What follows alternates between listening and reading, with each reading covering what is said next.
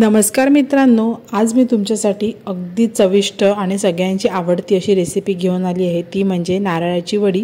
नारळाची वडी बऱ्याच जणांना आवडते आणि ती अगदी सोप्या पद्धतीने कशी बनवायची ती आज आपण बघणार आहोत। चला तर वेळ न घालवता रेसिपीकडे वळूया। मी इथे दीड नारळ घेतला आहे, दीड म्हणजे 3 करवंट्या, आणि तो हे बघा ह्या प्रकारे सोलून घेत आहे। हा असा नाही घेतला तरी सुद्धा चालेल, पण असा का सोलून घ्यायचा तर आपल्याला जी नारळाची बर्फी छान शुभ्र पांढरी शुभ्र बनवायची असेल तर तुम्ही असं सोलून घ्या। नाही घेतला डायरेक्ट खिचून घेतला तरी सुद्धा चालेल। त्यानंतर आपण हा असा कापून घ्यायचा आहे आणि आपण आता हा मिक्सरमधनं वाटून घेणार आहोत।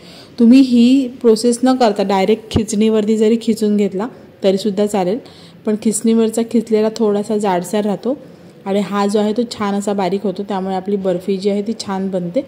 चला तर मी याप्रमाणे असा वाटून घेतला आहे मिक्सरला, तुम्ही बघू शकता। आता आपण कढईमध्ये थोडंसं तूप गरम करून घेणार आहोत आणि त्यावरती हा नारळ थोडासा जो आहे तो परतून घ्यायचा आहे। परतून ह्यासाठी घ्यायचा की आपली जी बर्फी आहे ती जास्त दिवस टिकते आणि तो नारळ जो आहे तो गरम झाल्यामुळे चांगलं तेल सोडायला लागतो, त्यामुळे छान असा आपण हा परतून घेणार आहोत अगदी 5 ते 7 मिनिटं। त्यानंतर ह्यामध्ये आपण टाकून घेणार आहोत साखर। साखरेचे जे प्रमाण आहे ते तुम्ही तुमच्या आवडीनुसार कमी जास्त करू शकता। माझा आता नारळ जो आहे तो 1 वाटी पडला होता, तर मी अर्धी वाटी साखर घेत आहे।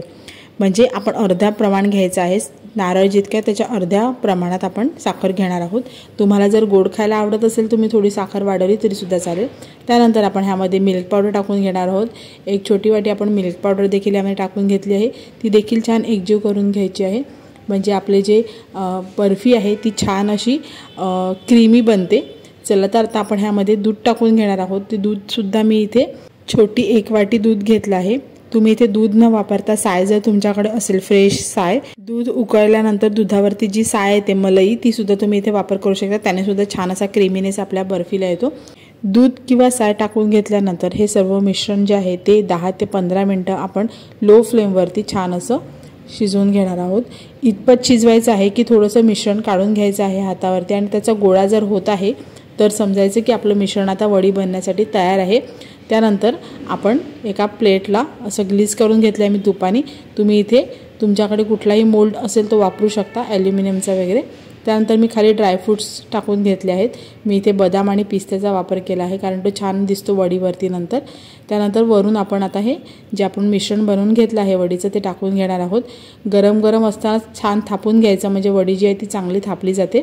ते बघा आता आपण हे चांगलं असं थापून घेतलं आहे आणि आपण हे अगदी हलकंसं थंड होऊन देणार आहोत। त्यानंतर वड्या पाडून घ्यायच्या आहेत, कारण जेव्हा तुम्ही थंड झाल्यानंतर वड्या पाडायला घेता तेव्हा प्रॉपर अशा वड्या पडत नाही किंवा त्या तुटल्या जातात, किंवा मग त्या कडक जास्त झाल्यानंतर त्या छान अशा पडत नाही। त्यामुळे थोडंसं गरम असतानाच आपण वड्या पाडून घ्यायच्या आहेत आणि नंतर पूर्ण थंड झाल्यानंतर आपण ह्याच्या वड्या ज्या आहेत त्या वेगळ्या करून घेणार आहोत। आता आपण पूर्ण थंड करून घेतलं आहे, आता आपण वड्या ज्या आहेत त्या वेगळ्या करून घेणार आहोत।